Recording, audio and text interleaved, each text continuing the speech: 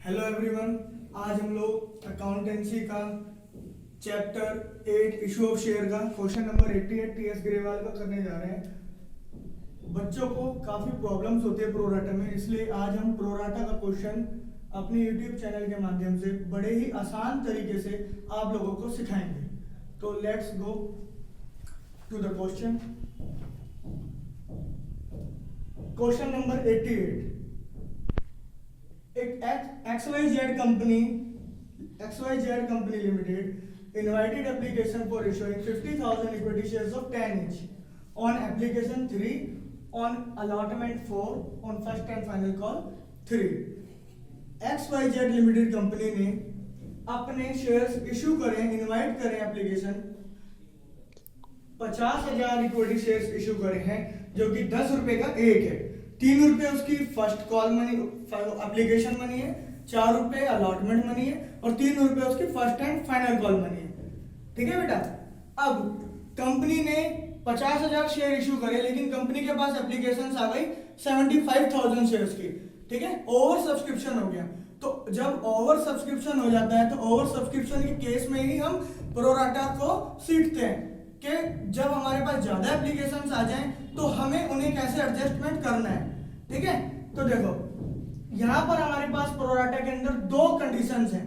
Application हमें received हुई है 75,000 shares, but we have two conditions. First condition is 40,000 shares applied किए हैं फर्स्ट ग्रुप ने, तो उन्हें अलॉट किए गए हैं 30,000 शेयर्स, और दूसरे ग्रुप में 35,000 शेयर्स अप्लाई किए हैं तो उनको हमने अलॉट किए हैं 20,000 शेयर्स। अगर हम इन दोनों को अप्लाइड को और अलॉटेड को अगर हम काउंट करें, टोटल करें, तो 75,000 शेयर्स मेरे अप्लाइड हुए हैं। जितनी मेरे को एप्लीकेशन रिसीव हुई थी उतने ही मैं अप्लाई होंगे, और अलॉटेड में उतने कर सकता हूं जितने कंपनी इशू कर रही है, उतने ही कंपनी अलॉट कर सकती है। ना कंपनी कम अलॉट कर सकती है और ना कंपनी ज्यादा अलॉट कर सकती है। कंपनी उतने ही शेयर्स को अलॉट कर सकती है जितने मेरा हाथ हिलता है। कंपनी की गुंजाइश है। कंपनी की गुंजाइश यहाँ पर 50,000 शेयर्स की है ओनली। ठीक है बच्चे, अब आगे हम बात करेंगे। तू भी कब को 12 छोड़ देती है। यहाँ पर अप्लाइड और अलॉटेड में दोनों में हम रेशियो दे देंगे कि जिन लोगों ने फर्स्ट ग्रुप में 40,000 शेयर्स, हमारे पास दो ग्रुप में एप्लीकेशन आई है, first group and second group. First group में हमने क्या करा है, 40,000 शेयर्स जिन्होंने अप्लाई किया है फर्स्ट ग्रुप में, उनको हमने 30,000 शेयर्स ही अलॉट करे। इट मींस जो व्यक्ति 4 शेयर अप्लाई कर रहा है उसको हम 3 शेयर ही अलॉट कर पा रहे हैं। ठीक है, और दूसरे ग्रुप में क्या है, जो व्यक्ति 35,000 शेयर अप्लाई कर रहा है उसको 20,000 शेयर ही अलॉट कर रहे हैं। इट मींस जो 7 शेयर अप्लाई कर रहे हैं उसको 4 शेयर दे रहे हैं, उससे ज्यादा हम नहीं दे पाएंगे। ठीक है, ये कंडीशंस रखी गई हैं। और जो एक्सेस मनी आई है 25,000 शेयर्स की, क्योंकि 75,000 शेयर्स अप्लाई किए गए हैं और अलॉट किए गए 50,000 शेयर्स, तो एक्सेस शेयर जो है 25,000 shares will be adjusted on allotment.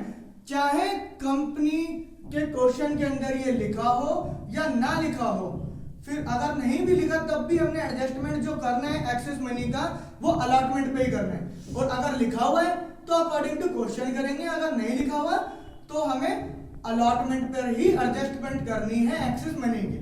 समझ आए बेटा। अब हम आगे बढ़ते हैं। तो आगे हमने जब क्वेश्चन पढ़ा तो हमें पता चला एक शेयर होल्डर है रामू को अलॉट हुए थे 1,200 shares, but he did not पे अलॉटमेंट मनी। उसने अलॉटमेंट मनी की पेमेंट नहीं करी, और अलॉटमेंट मनी की जब उसने पेमेंट नहीं करी तो उसके तुरंत बाद उसके शेयर्स हो गए फॉरफिट। ठीक है, उसके शेयर्स हमने फॉरफिट कर लिए, उसके शेयर्स हमने जब्त कर लिए, और उसके बाद उससे हमने फर्स्ट एंड फाइनल कॉल की पेमेंट नहीं मांगी। हमने उसके शेयर जो है इमीडिएटली आफ्टर अलॉटमेंट ही हमने उसके शेयर फॉरफिट करे हैं। हमने उससे फर्स्ट एंड फाइनल कॉल की पेमेंट नहीं मांगी है। समझ आए बेटा। अब आगे एक शेयर होल्डर और है जिसका नाम है शामू। उसने अप्लाई किए थे 700 shares, not paid first and final call money. और शामू ने क्या करा, एप्लीकेशन की पेमेंट करी है, अलॉटमेंट की पेमेंट करी है, बट उसने फर्स्ट एंड फाइनल कॉल की पेमेंट नहीं करी है। ठीक है बेटा, तो फर्स्ट एंड फाइनल कॉल की पेमेंट शामू ने नहीं करी है। अब हम क्या करेंगे, अब हम क्वेश्चन को सॉल्व करेंगे। अब क्वेश्चन हमें समझ आ गया है, अब हम क्वेश्चन की तरफ बढ़ेंगे, क्वेश्चन को सॉल्व करेंगे। देखो बेटा, अभी हमने क्या करा, हमने क्वेश्चन को समझा है। अब हम उसको सॉल्व कैसे करेंगे, सॉल्व करने का क्या तरीका होगा, अब हम उसके बारे में जानेंगे। तो सबसे पहले हमने क्या करा, शेयर इशू करें। तो शेयर इशू करेंगे तो हमें पब्लिक के थ्रू एप्लीकेशंस आएगी। तो एप्लीकेशंस जब हमारे पास आएगी तो हमारे पास पैसा आएगा। सबसे पहले जब हमारे पास सबसे पहले पैसा आएगा तो हमें पैसा जब आएगा तो हमें पेमेंट की एंट्री बनानी पड़ेगी, bank account debit to share application, क्योंकि शेयर एप्लीकेशन के नाम के लिए पैसा आ रहा है। ठीक है, शेयर एप्लीकेशन को क्रेडिट इसलिए करेंगे, वो मेरी एप्लीकेशन बढ़ेगी। बैंक अकाउंट डेबिट, आपने रूल पढ़ा होगा 11th में ही, debit the receiver credit the giver का। तो बैंक अकाउंट को हम डेबिट करेंगे टू शेयर एप्लीकेशन। और एक बात और ध्यान रखने वाली है बेटा यहाँ पर कि एप्लीकेशन में हमेशा वही अमाउंट लेंगे जितनी एप्लीकेशन मुझे रिसीव हुई है। ठीक है, जितनी एप्लीकेशन अप्लाइड करी है उतने ही एप्लीकेशन से मुझे एप्लीकेशन मनी को इनटू करना है। सिर्फ ये फर्स्ट एंट्री में करना है, बाकी सब एंट्री में मेरा अलॉटेड से जाएगा, पहली ही एंट्री में सिर्फ मेरा अप्लाइड से जाएगा। तो ध्यान दें, 75,000 शेयर्स मेरे अप्लाइड हुए थे, 3 रुपीज मेरी एप्लीकेशन मनी है, तो मैं मल्टीप्लाई करके मेरा 2,25,000 आ जाएगा।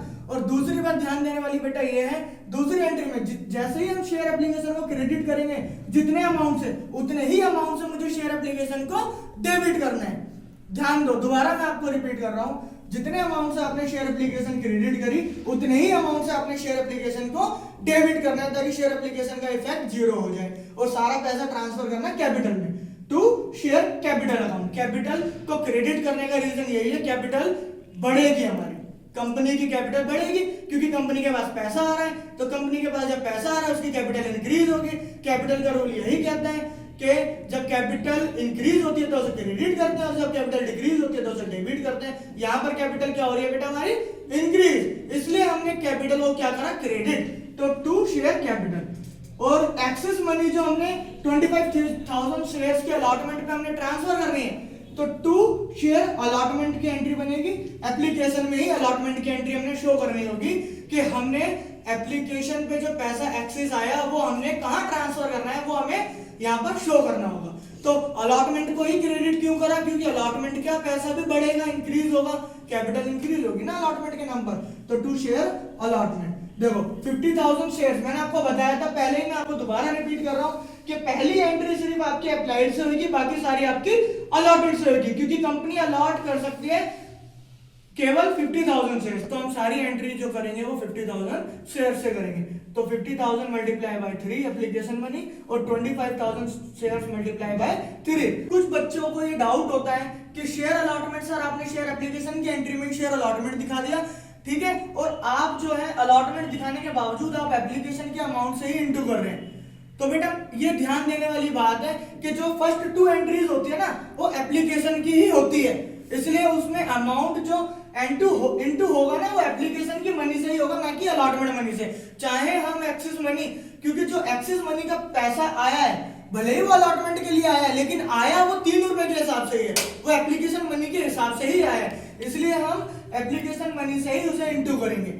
अब हम क्या करेंगे, अभी तक हमें क्या था, पहली 2 एंट्री में, पहली एंट्री में हमने क्या करा कि हमने पैसा मांगा नहीं, पैसा हमारे पास ऑटोमेटिक आया जब हमने इनवाइट करी एप्लीकेशन। तो सबसे पहले हमारे पास पैसा आया, फिर हमने वो पैसा ट्रांसफर करा कैपिटल में।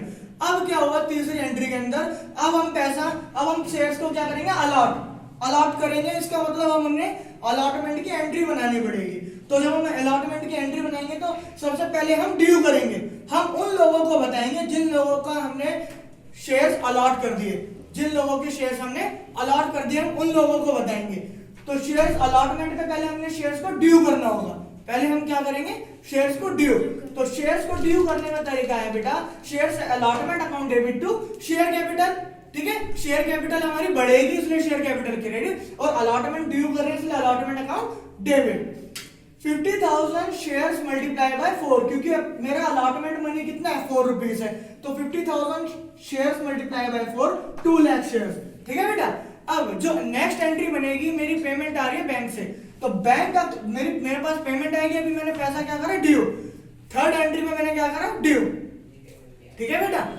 पहली एंट्री में क्या करा था, हमने पैसा रिसीव, फिर हमने ट्रांसफर करा था। तीसरी एंट्री में ड्यू, फिर ट्रांसफर, फिर ड्यू, फिर रिसीव, ऐसे ही चलेगी अब सारी एंट्री। अब हम क्या करेंगे, ड्यू करेंगे, उसके बाद हम रिसीव करेंगे। जब हम रिसीव करेंगे तो एंट्री बनेगी bank account debit to share allotment account, bank account debit to share allotment account. अब बेटा हमें ना अलॉटमेंट का पेमेंट हमने निकालना है कि हमने अलॉटमेंट पे कितना पेमेंट रिसीव करा। इससे पहले हम एक बात जान लें कि हमने स्टार्टिंग में क्वेश्चन में कहा था कि one share holder name Ramu, उसको हमने अलॉट किए थे, उसको क्वेश्चन के अंदर अलॉटेड हुए थे 1200 शेयर्स, बट ही डिडंट पे अलॉटमेंट मनी, उसने अलॉटमेंट मनी का पेमेंट नहीं किया। तो उसने जब अलॉटमेंट मनी का पेमेंट नहीं करा तो हम उसकी वर्किंग नोट के अकॉर्डिंग अमाउंट निकालेंगे कि उसने कितना अमाउंट की पेमेंट नहीं करी। और पेपर में आपने ऐसा ही वर्किंग नोट बनाना ताकि आपको पूरे नंबर मिले, पूरे मार्क्स मिले, फुल मार्क्स मिले, क्योंकि आपका वर्किंग नोट भी आपका 2 मार्क्स का होता है। ठीक है बेटा, तो देखो केस 1 में अगर हमारे को किसी भी शेयर्स का, किसी शेयर होल्डर का अप्लाइड दिया हुआ है तो हम अलॉटेड निकालेंगे, और अगर हमें अलॉटेड दिया है तो देन हम अप्लाइड निकालेंगे। तो हम लिखेंगे share applied by Ramu, share applied by Ramu. Ramu के जो शेयर अप्लाइड थे वो 1200 शेयर्स थे, और रामू जो था वो कैटेगरी 1 का था, ग्रुप 1 का था। रामू जो था वो ग्रुप 1 का था, इसलिए ग्रुप 1 का जो रेशियो बनता है 4:3 का बनता है। ग्रुप 1 हमारा था 40,000 शेयर, जो अप्लाई कर रहा है उसको हम 30,000 शेयर दे रहे हैं, अलॉट कर रहे हैं। तो यानी कि जो 4 शेयर अप्लाई कर रहा है हम उसे 3 शेयर अलॉट कर रहे हैं। तो जो ये रामू है वो है हमारा फर्स्ट ग्रुप का, यानी कि रामू ने अप्लाई किए, रामू को अलॉट किए थे 1200 शेयर्स। देन हमें निकालना है अप्लाइड, तो हम क्या करेंगे 1200 शेयर्स को अगर हमने अप्लाइड निकालना है तो हम अप्लाइड को ऊपर रखेंगे, अगर हमने अलॉटेड निकालना है तो हम अलॉटेड को ऊपर रखेंगे। 4:3 का रेशियो है तो हम अप्लाइड को ऊपर रखेंगे, अप्लाइड अपॉन में अलॉटेड, तो 4/3 हमारा 1600 आ गया शेयर्स जो उसने अप्लाई किया था। ठीक है बेटा, हमने अप्लाइड निकालने का रीजन सिर्फ इतना सा है क्योंकि जब इसने शेयर्स का पेमेंट अप्लाई किया होगा तो इसने अप्लाई के थ्रू किया होगा, जब इन्हें एप्लीकेशन मनी का पेमेंट करा होगा तो इसने अपने शेयर अप्लाइड जितने करे थे उसके हिसाब से पेमेंट करा होगा, ना कि अलॉटेड के हिसाब से। समझ आया बेटा बात? अब देखो आगे चलते हैं। तो 1600 शेयर्स इसने अप्लाई करे थे और इसको 1200 शेयर्स हमने अलॉट किए, यानी कि इसने भी 400 शेयर का पैसा जो एक्सिस है वो इसने एप्लीकेशन पर ही दे दिया है अलॉटमेंट के नाम का। इसने रामू ने एप्लीकेशन पर ही अलॉटमेंट के नाम का भी पेमेंट कर दिया है 400 शेयर का। ठीक है बेटा, अब देखो निकालना कैसे, एक तरफ हम लिखेंगे रुपीस और एक तरफ हम लिखेंगे वर्किंग। ठीक है, ऑन एप्लीकेशन इन्हें 1600 शेयर्स के लिए अप्लाई किया था 3 रुपीस के हिसाब से, यानी कि 4800 वो पेमेंट कर चुका है, वो 4800 पेमेंट कर चुका है एप्लीकेशन पर ही, और एक्सेस मनी भी पेमेंट करी है उन्होंने एप्लीकेशन को, वो हम कैलकुलेट करेंगे तो 400 शेयर्स को मल्टीप्लाई करेंगे 3 से, यानी कि उसने 1200 शेयर्स जो एक्सेस थे 400 शेयर्स उसको 3 से मल्टीप्लाई करेंगे, यानी कि उसने 1200 पेमेंट करी है 400 शेयर्स का, जो कि उसने क्या करा है एप्लीकेशन पे ही पेमेंट कर दिया अलॉटमेंट के नाम पे। ठीक है बेटा, अब हम अलॉटमेंट पे निकालेंगे कि हमें उससे कितना लेना चाहिए था। ठीक है, हमें उससे लेना चाहिए था 1200 शेयर उसके थे 4 रुपए के हिसाब से। मैंने आपको बताया था यहाँ पर भी वही चीज ध्यान रखनी है, पहली जो एप्लीकेशन की जो एंट्री होगी वो अप्लाइड से और बाकी सारी एंट्री जो होगी वो अलॉटेड से। तो मैंने एप्लीकेशन की जो एंट्री थी 1600 शेयर की वो मैंने अप्लाइड से करी और बाकी सारी मैं अलॉटेड से करूंगा। Got my point? तो अलॉटमेंट में मैंने 1200 शेयर मल्टीप्लाई बाय 4, क्योंकि मेरा अलॉटमेंट मनी कितना है बेटा 4, तो मैंने 1200 को मल्टीप्लाई करा 4 से तो 4800 आया, यानी कि मेरे को रामू से जो पेमेंट रिसीव करनी थी वो पेमेंट मुझे 4800 रिसीव करनी थी, बट रामू मुझे ऑलरेडी पेमेंट कर चुका है मुझे अलॉटमेंट के नाम की एप्लीकेशन पर ही, वो मैं माइनस कर दूंगा 1200, यानी कि रामू ने मुझे पेमेंट नहीं करी 3600 रुपीज। Got my point? चलो अब हम आगे बढ़ते हैं। अगर आप लोगों को ये बात समझ आ गई है तो कि हम ये देखेंगे कि हमें अलॉटमेंट पे टोटल अमाउंट हमें अलॉटमेंट पे कितना मिलना चाहिए था। तो amount should be received on allotment rupees 2 lakh, जो कि हमने यहाँ से लिया जब हमने ड्यू करा था। हमने ड्यू करा था 2 लाख रुपीज, क्योंकि हमें 2 लाख रुपीज हमने मिलना चाहिए था, बट हमने क्या देखा कि हमें एप्लीकेशन पर ही अलॉटमेंट के नाम का पेमेंट हमें 75,000 रुपए मिल गया है। ठीक है बेटा, 75,000 हमने पहले ही रिसीव कर लिया है हमने अलॉटमेंट का नाम का एप्लीकेशन पर, तो हम यहाँ लिखेंगे less excess money received on application 75,000 तो हम माइनस करेंगे 2 लाख में से 75,000, यानी कि हमने 1,25,000 रिसीव करना चाहिए था, बट हमें पता चला रामू ने पेमेंट नहीं करी, तो लिखेंगे हम not paid bye Ramu 3,600 share, यानी कि हमें अलॉटमेंट पे जो पेमेंट रिसीव हुई है वो 1,21,400 शेयर मुझे रिसीव हुई है। और मैं यहाँ पर इसको दो तरीके से दिखा सकता हूँ, या तो मैं एंट्री बना सकता हूँ bank account debit to share allotment 1,21,400 direct, या मैं एंट्री बना सकता हूँ bank account debit share call in arrear account debit to share allotment account. मैं चाहूँ तो bank account debit call in arrear account debit to share allotment account करके भी एंट्री बना सकता हूँ, ठीक है। तो हमने इजी वे में करने के लिए एक ही फ्लो चले, हमने इसे डायरेक्ट बनाया bank account debit to share allotment account 1,21,400। बेटा अकॉर्डिंग टू क्वेश्चन के अंदर लिखा था कि रामू के जो शेयर्स हैं वो आफ्टर अलॉटमेंट ही हमने इमीडिएटली फॉरफिट करने हैं, तो देन अब अलॉटमेंट की एंट्री के बाद फिफ्थ एंट्री हमने बनानी है फॉरफिटेड की, ठीक है। फॉरफिटेड की एंट्री बनेगी share capital account debit to share forfeiture to allotment. अब मैं थोड़ा सा इस एंट्री को आपको समझा देता हूँ। शेयर कैपिटल अकाउंट को डेबिट क्यों करेंगे, उसका रीजन ये है कि अब जब वो व्यक्ति फॉरफिट हम उसके शेयर कर रहे हैं, वो पेमेंट नहीं कर पा रहा, यानी कि हमारी कैपिटल डिक्रीज होगी, और कैपिटल का मैंने आपको रूल पहले ही बता दिया है कि जब कैपिटल डिक्रीज होती है तो उसे डेबिट करते हैं, और टू शेयर फॉरफिचर जितना पेमेंट वो कर चुका है उसे टू शेयर फॉरफिचर में जितना अमाउंट हम रिसीव कर चुके हैं, ठीक है। और टू शेयर अलॉटमेंट मतलब टू शेयर अनपेड कॉल, जो अनपेड कॉल्स होंगी वो हमने टू साइड में दिखाना है। टू साइड में दो ही चीजें आती है, जितना पेमेंट हमने रिसीव करी और जितनी पेमेंट हमने रिसीव नहीं करी, ठीक है बेटा।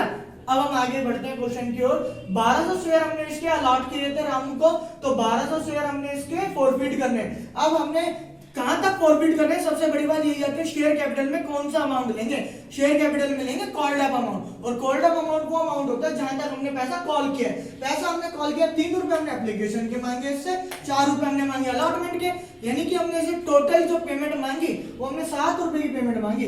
तो 1,200 मल्टीप्लाई बाय 7 8,400। अब देखो मजे की बात ये है कि शेयर फॉरफिचर और अलॉटमेंट का हमने अमाउंट डायरेक्ट अपने वर्किंग नोट से लिखना है बेटा, क्योंकि हमने वर्किंग नोट इतना अच्छा इतना बढ़िया बनाया है कि वहां से हमें सारे अमाउंट मिल जाएंगे, हमें कुछ भी करने की जरूरत नहीं पड़ेगी। शेयर फॉरफिचर में मैंने आपको बताया कि वो अमाउंट आता है जितनी पेमेंट उसने करी। अब हम एक बार वर्किंग नोट की तरफ नजर डालते हैं। वर्किंग नोट में ऑन एप्लीकेशन 4,800, यानी कि सिर्फ उसने एप्लीकेशन की पेमेंट करी थी 4,800, तो हम 4,800 को दिखाएंगे फॉरफिचर में जितना पेमेंट हमने रिसीव करा, और अनपेड कॉल भी हमने निकाला था 3,600 रामू का, तो 3,600 हम वो वर्किंग नोट से उठाएंगे डायरेक्ट, और शेयर अलॉटमेंट में 3,600 दिखाएंगे। देखो बेटा कितना आसान हुआ, हमने एक वर्किंग नोट बनाई इतनी शानदार, और उससे हमने फॉरफिचर की एंट्री आसानी से कर दी। जिस एंट्री में हम कंफ्यूज हुआ करते थे उस एंट्री को हमने आसानी से बड़े ही चुटकियों में सॉल्व कर दिया, ठीक है। अब हम आगे बढ़ते हैं, फर्स्ट एंड फाइनल कॉल को ड्यू करते हैं। अब हम फर्स्ट एंड फाइनल कॉल को ड्यू करेंगे, तो ड्यू करने की एंट्री वही बनेगी share first and final call account debited to share capital. अब मजे की बात बेटा ये है कि हमने ना अभी तक हमारे पास शेयर जो थे हमने इश्यू करे थे, जिनका हम पेमेंट मांग रहे थे वो 50,000 शेयर्स थे, बट हमने इमीडिएटली 1,200 शेयर्स फॉरफिट करे हैं, इसलिए हम 50,000 में से 1,200 हम माइनस करेंगे, यानी कि अभी हमने जो शेयर्स का पैसा मांगना है रामू तो फॉरफिट हो गया। अब हमने जो शेयर का पैसा मांगना है केवल 48,800 शेयर का पैसा मांगना है, तो 48,800 को मल्टीप्लाई करेंगे 3 से, क्योंकि फर्स्ट एंड फाइनल कॉल की अमाउंट मेरी 3 रुपीज है, तो 1,46,400 हमने पेमेंट मांगनी है। लेकिन हमें पता चला, क्योंकि हमें पता चला कि एक शेयर होल्डर शामू है जिसने अप्लाइड करे 700 शेयर्स, शामू ने अप्लाइड करे 700 शेयर्स, और उसने पेमेंट नहीं करी फर्स्ट एंड फाइनल कॉल की। इसका मतलब ये है उसने एप्लीकेशन की भी पेमेंट कर दी और उसने अलॉटमेंट की भी पेमेंट कर दी। उसने सिर्फ पेमेंट कौन सी नहीं करी, उसने फर्स्ट एंड फाइनल कॉल की पेमेंट नहीं करी। और मैंने आपको पहले ही एक चीज बता दी थी, एक बात बताई थी, अगर आपको रिमाइंड हो कि अप्लाइड दिया हो तो अलॉटेड निकालते हैं, अलॉटेड दिया हो तो अप्लाइड निकालते हैं। और दूसरी समझने वाली बात बेटा ये है कि शामू के जो शेयर्स थे अप्लाइड दे रखे हैं। मैंने आपको एक बात और बताई थी समझने वाली कि पहली एंट्री में अप्लाइड का इस्तेमाल करेंगे, बाकी सारी एंट्री में अलॉटेड का। इसलिए मुझे यहाँ पर अलॉटेड की जरूरत है, अप्लाइड की जरूरत नहीं है। तो मुझे क्या करना पड़ेगा, अलॉटेड निकालने पड़ेंगे शामू के। और मुझे ये भी देखना पड़ेगा क्योंकि दो ग्रुप का क्वेश्चन है कि शामू जो है वो कौन से ग्रुप से रिलेटेड है। शामू जो है वो सेकंड ग्रुप से रिलेटेड है और सेकंड ग्रुप का जो रेशियो बनता है वो बनता है 7:4, यानी कि जिस व्यक्ति ने 7 शेयर के लिए अप्लाई किया था उस व्यक्ति को 4 शेयर ही अलॉट हो रहे हैं। समझ आए बेटा बात? तो हम आगे बढ़ते हैं, हम केस 2 देखते हैं शेयर अलॉटमेंट का। ठीक है, वर्किंग नोट में हमने केस में डिवाइड किया हुआ है। केस 1 हमने अलॉटमेंट का बनाया, केस 2 बनाएंगे हम फर्स्ट एंड फाइनल कॉल का, जिससे टीचर को भी अच्छे से समझ आए और आपको फुल मार्क्स मिले। ठीक है बेटा, देखो share allotted by Shamu 700 shares उसे अप्लाइड किया था। मैंने आपको बताया था कि अप्लाइड दिए तो अलॉटेड, अलॉटेड दिए तो अप्लाइड। तो हम क्या करेंगे, अलॉटेड निकालेंगे। अलॉटेड वाले में अलॉटेड को ऊपर, अप्लाइड वाले को नीचे। 7:4 का रेशियो है, यानी कि अलॉटेड वाले को ऊपर, अप्लाइड वाले को नीचे। तो 4/7 400 शेयर मेरा क्या आ गया, 400 शेयर मेरा आ गया अलॉटेड। ठीक है बेटा, अब ध्यान दो। अब हम ये देखेंगे हमें टोटल अमाउंट कितना रिसीव करना चाहिए था, कितना रिसीव नहीं हुआ और कितना रिसीव हो गया। Then amount should be received on first and final call will be ₹1,46,400 and less करेंगे not paid by Shamu. Shamu ने जो पेमेंट नहीं करी, शामू के 400 शेयर्स थे, 3 रुपीस को मल्टीप्लाई करके, यानी कि उसने 1,200 रुपीस नहीं पेमेंट करे, यानी कि हमें जो पेमेंट रिसीव हुई है वो 1,45,200 शेयर्स की हमें पेमेंट रिसीव हुई है, जो कि हम इस एंट्री में दिखा देंगे। Bank account debit to share first and final call 1,45,200।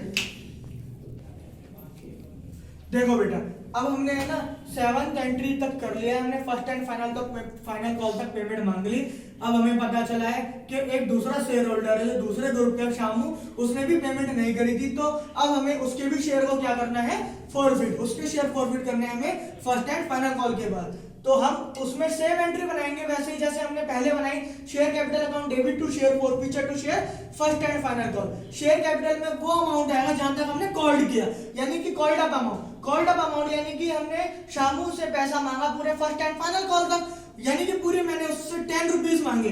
तो मैं यहाँ पर मल्टीप्लाई करूंगा 400 मल्टीप्लाई बाय 10, यानी कि मैंने उससे 4,000 रुपीस मांगे थे। ठीक है, 4,000 रुपीस मांगे थे जो कि उसने नहीं दिए। ठीक है बेटा, 4,000 में उसने केवल मेरे को 7 ही रुपए दिए हैं, 3 रुपए नहीं दिए, सॉरी। ठीक है, 4,000 टोटल था। ठीक है, कॉल करने का मैंने उससे पूरे कॉल कितने करे, 4,000। अब 4,000 में उसने कितने दिए और कितने नहीं दिए वो हमें पता चलेगा फॉरफीचर और share first and final call से। अब देखो, फर्स्ट एंड फाइनल कॉल का अमाउंट भी मैं वर्किंग नोट से ले सकता हूं डायरेक्ट 1,200। ठीक है, मैं यहां पर भी लिख सकता हूं कि 400 मल्टीप्लाई बाय 7, क्योंकि 7 रुपए की पेमेंट उसने करी है मेरे को, एप्लीकेशन मनी की पेमेंट करी है उसने मेरे को, और मेरे को उसने करी है अलॉटमेंट मनी की पेमेंट, यानी कि 3 रुपए एप्लीकेशन और 4 रुपए अलॉटमेंट, यानी कि टोटल 7 रुपीस की उसने मेरे को पेमेंट करी है। यानी कि 400 मल्टीप्लाई बाय 7, यानी कि उसने मुझे 2,800 की पेमेंट करी है। अब कितनी पेमेंट नहीं करी वो फर्स्ट एंड फाइनल कॉल में, 400 मल्टीप्लाई बाय 3, यानी कि उसने 1,200 की पेमेंट मुझे नहीं करी है। इतनी बात समझ आती है बेटा? क्योंकि उसने 400 शेयर 3 से मल्टीप्लाई इसलिए कर रहे हैं क्योंकि 3 रुपए की उसने पेमेंट नहीं करी है। फर्स्ट एंड फाइनल कॉल का जो मेरा अमाउंट है वो मेरा 3 रुपीस है। ठीक है ना, he is not able to pay his first and final call money. ठीक है, तो फर्स्ट एंड फाइनल कॉल मेरा आएगा 1,200। रेशियो की एंट्री कर रही है। रेशियो की एंट्री में हमने क्या करना है, क्वेश्चन में लिखा हुआ है अकॉर्डिंग टू क्वेश्चन हमने 1,000 शेयर रेशियो करने एट द रेट ऑफ ₹8 पर शेयर, 8 रुपए एक शेयर, 8 रुपए के हिसाब से हमने रेशियो करना है और हमने 1,000 शेयर रेशियो करना है। बट हमने देखा कि रामू और शामू दो हमारे पास शेयर होल्डर थे, रामू और शामू। रामू को जो शेयर अलॉटेड थे वो 1,200 थे और शामू को 400, यानी कि टोटल 1,600 शेयर अलॉटेड थे। और अगर हम रेशियो की बात करें तो रेशियो भी हमने रामू और शामू के दोनों के करने, बट रेशियो में एक कंडीशन दे दी कि यहाँ पर शामू के मुझे पूरे शेयर रेशियो करने और रामू के मुझे आधे शेयर रेशियो करने। ठीक है बेटा, तो देखो शामू के मुझे 400 शेयर रेशियो करने और बाकी रिमेनिंग किसके करने हैं, बाकी रिमेनिंग मुझे करने हैं रामू के। तो रामू के हमने 1000 तब बनेगा जब हम 1000 में से 400 माइनस करेंगे तो 600 शेयर बनेगा। ठीक है ना बेटा, 600 अगर हम 400 में ऐड करेंगे तो मेरा 1000 बन जाएगा। यानी कि मुझे रामू के जो शेयर रीइश्यू करने हैं वो रामू के शेयर रीइश्यू 600 करने हैं और टोटल ऐसे मेरे रीइश्यू जो होंगे मुझे 1000 होंगे। तो मुझे एंट्री क्या करनी है, देखो यहाँ पर एक ही कंडीशन दे रखी है, मैं आपको दो कंडीशंस होती हैं उसके बारे में हम बाद में चर्चा करेंगे। अभी हम क्वेश्चन को कंप्लीट करते हैं। देखो एक यहाँ पर एक कंडीशन दी गई है, यानी कि एक ही कंडीशन में उसने बोला है कि 8 पर शेयर इशू कर रहा है, वो 8 पर शेयर इशू कर रहा है। तो देखो 1000 शेयर्स मल्टीप्लाई बाय 8 और 1000 शेयर्स मल्टीप्लाई बाय 10, क्योंकि फेस वैल्यू कितनी है शेयर्स की 10 है। शेयर कैपिटल में अब इस शेयर कैपिटल में अमाउंट वो लेंगे, शेयर में 1000 शेयर इशू कर रहा है तो यहां पर लेंगे हम फेस वैल्यू।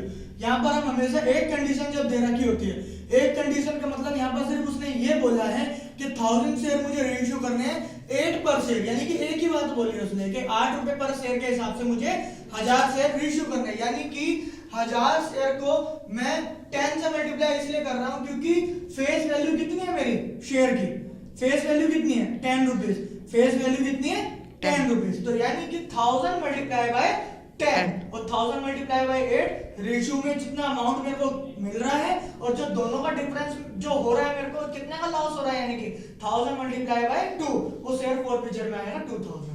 ठीक है बेटा, इतनी बात समझ आती है। तो अब हम आगे चलते हैं। सबसे इंपॉर्टेंट काम जो इस क्वेश्चन का होता है शेयर फॉरफीचर को ट्रांसफर करना कैपिटल रिजर्व में, यानी कि कैपिटल रिजर्व का कैलकुलेशन, कैपिटल रिजर्व का कैलकुलेशन, क्योंकि कैलकुलेशन ही सबसे ज्यादा इंपॉर्टेंट होता है। बच्चा पूरा क्वेश्चन सही भी कर दे तो काफी बार क्या होता है क्वेश्चन में, जब ग्रुप के क्वेश्चन होते हैं या तो ग्रुप के क्वेश्चन होते हैं या कंडीशन के क्वेश्चन होते हैं, ठीक है, तो उसमें क्या होता है बच्चा गलती करता है। जब दो शेयर होल्डर नहीं दे पाते पेमेंट, एक फॉरफिट पहले कर दिया, दो फॉरफिटेड की एंट्री बना दी, तब भी बच्चा जो है कैपिटल रिजर्व निकालने में मिस्टेक करता है। तो आओ हम उसे बहुत आसानी से करते हैं। यहाँ पर हमने एक बहुत अच्छा वर्किंग नोट तैयार किया हुआ है कि हमें पता है कि हम अलॉटेड थे 1600 शेयर, हमने उसके अलॉटेड थे, यानी कि उसके फॉरफिटेड शेयर थे। ये क्या थे, ये उसके फॉरफिटेड शेयर थे जो 1600 थे, बट हमने उसमें 1600 में हमने रीइश्यू केवल 1000 करने। अब रीइश्यू में भी एक कंडीशन उसने बताई थी कि सामू के मुझे पूरे लेने, और सामू के पूरे लेने इसका मतलब हम अगर शेयर फॉरफीचर की एंट्री शामू की पे जाएं तो शामू की फॉरफीचर की एंट्री ये बनाई थी हमने एंट्री नंबर 8, जिसमें कि उसका शेयर फॉरफीचर क्रेडिट हो रहा था 2800। ठीक है बेटा, 2800 हम पूरा अमाउंट लेंगे। अब रामू की बात करेंगे तो रामू के 4800 मेरा फॉरफीचर बनता है, जो कि एंट्री नंबर 5 बनाई थी हमने जब उसके शेयर फॉरफीट करे थे। तो एंट्री नंबर 5 में हमने शेयर फॉरफीचर जितना उसने पेमेंट करी थी, यानी कि उसने 4800 की पेमेंट करी थी। जब उसने 4800 की पेमेंट करी थी तो हम उतना ही लेंगे।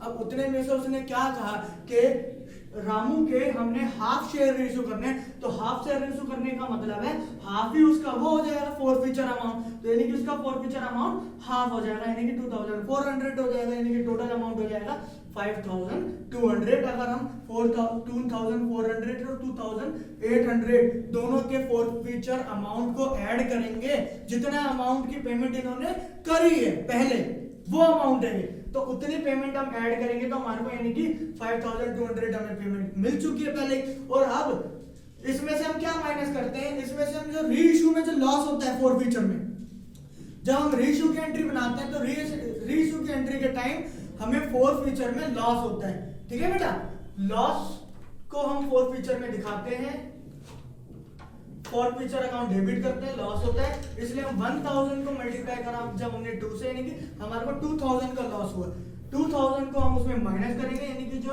मेरा कैपिटल रिजर्व आएगा वो मेरा 3200 का कैपिटल रिजर्व आएगा, यानी कि एंट्री बनेगी share forfeiture account debit to capital reserve 3200। तो बेटा आप लोगों को क्वेश्चन में अगर कोई भी डाउट हो तो आप हमें कमेंट करके बता सकते हैं, और क्वेश्चन को आपने इसी फॉर्मेट से इसी तरीके से करना है ताकि आपको पूरे 8 मार्क्स आपको मिले। ठीक है बेटा, और ध्यान रखना बेटा वर्किंग नोट बहुत ज्यादा इंपॉर्टेंट पार्ट होता है, क्योंकि वर्किंग नोट से आपका एक तो क्वेश्चन इजी बन जाता है और ऊपर से आपको वर्किंग नोट के आपको 2 नंबर जरूर मिलते हैं। 2 मार्क्स होते हैं आपके वर्किंग नोट के। ठीक है बेटा, तो हम चाहते हैं अगर आपको ये वीडियो पसंद आए तो आप हमारी वीडियो लाइक करें, शेयर करें और हमारे चैनल को सब्सक्राइब करें और हमें मोटिवेट करें, हम आगे वीडियो अपनी और अपलोड कर सके, बना सके। Thank you.